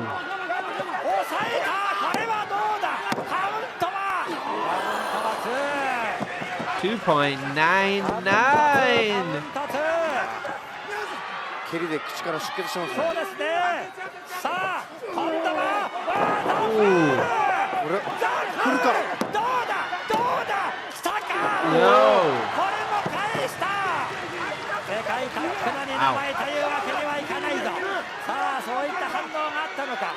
宮原のコンピューターが今瞬間的に反応したぞ。これは今度は青柳にね、精神的なダメージがね。まあでもこれそんなダメージないですよ、青柳は。そうですか。もうこれ行くしかないですよ。行くしかない。もうここがチャンスだ。大チャンス。台を変える大チャンス。さあ上げた。おっと。これはどうだ。すごい攻防をかわした。かわしてどうする。かわしてどうする。取って取って。ロープに行け。ロープに行け。ハッピーの体勢を作ろうとしている。しかし Fighting slow the German. There you go. And still you're all Japan champion Kento Miyahara in a hard-hitting back and forth match. Yeah, Yuma looked great, man. Well, hopefully we'll be seeing more of both of those folks.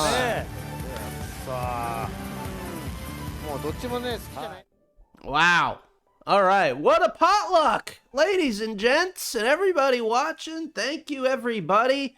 This was a wild one. A long interview with straight up John Watanabe. Thanks again to John for taking time out to do the show. Yeah, there's stuff I cut off the show, so next week's show is almost all done for me. Thank you, everybody. Check out Not That Tom Green's WCW Deep Cuts on Tuesdays at 9 o'clock. That's always a fun time. You might see me in the chat. You never know. But this was fun, and I thank everybody for watching. You guys are great. Next week, I've been teasing it for about a month, but we're doing the Rad to Sad Wrestlemania Celebrities next week and weeks after that. But I'll have the phone lines will be open, and baby, I'm switching to Google Meet after today.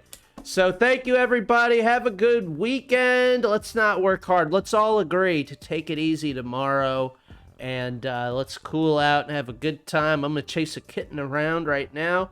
And yeah, that's it. Let's I'm gonna do that raid when the thanks for watching thing is on. But great, everybody. Thanks. Appreciate it. Thank you for being so beautiful.